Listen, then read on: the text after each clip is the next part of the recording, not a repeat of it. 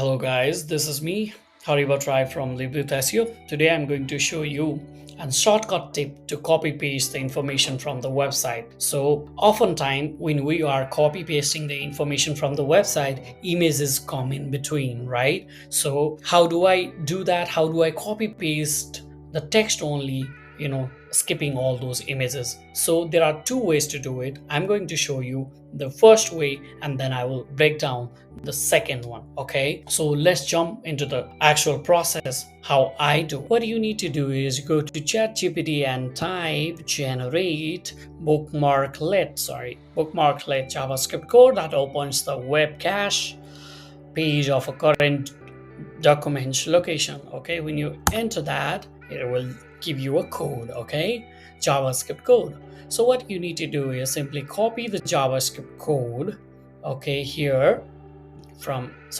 from here and go to your Chrome working window. Okay, so in the topmost bookmark tab, right click on that, add a piece. Okay, let's say see a cache. Okay, so when you paste the JavaScript code, it will save.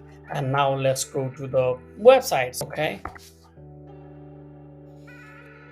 images come in between. It should work, guys. I don't know, let's see. So there's images in between. Let's see. So see guys, it does work. When you click on the cache, click on that